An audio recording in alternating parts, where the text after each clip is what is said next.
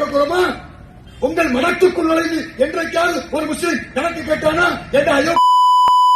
எங்களுடைய பள்ளிவாசல், எங்களுடைய நிர்வாகம், எங்களுடைய சொத்து, எங்கள் வக்ஃப், நீ உள்ளே நுழைந்து நாம் போற 2 பேரை தான் நீ உள்ள போடணும், நாம் போற 2 பேரை நீ சேர்க்கணும் அப்படின்னு சொன்னா, தாய்மார்களே, சகோதரிகளே, நான் தான் சொன்னேன், போராட்ட முடியல, போராட்ட முடியவில்லை. இருக்கிற இடம் உனக்குரியதல்ல, நீ வசிக்கிற வீடு உனக்குரியதல்ல, நீங்கள் நானும் தொழக்கூடிய பள்ளிவாசல் உங்களுக்குரியதல்ல. இந்த ஒத்த சட்டத்தின் மூலம் ஒட்டுமொத்த தேசத்துடைய பள்ளிவாசலையும் இடிக்க வேண்டும் என்று போட்டிருக்கிற இந்த சட்டம், நம் உயிரை கொடுத்தாவது அதை மீட்பதற்கு நாம் போராட்ட களத்தில் இறங்க வேண்டிய காலகட்டம் புரிந்து கொள்ளுங்கள்.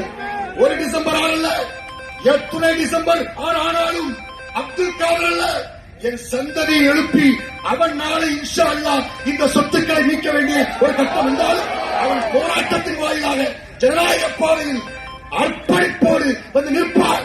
ஒரு காலமும் எங்களுடைய சொந்த சொத்து, எங்கள் மூதாதையர் கொடுத்த இஸ்லாமிய நன்மைக்காக, பொதுமக்களுக்காக வழங்கப்பட்ட சொத்தை எந்த நாங்கள் விட்டுக் கொடுக்க மாட்டோம் என்பதை அறவழி போராட்டத்தின் மூலமாக தெளிவாக தெரிவித்துக் கொள்கிறோம். இது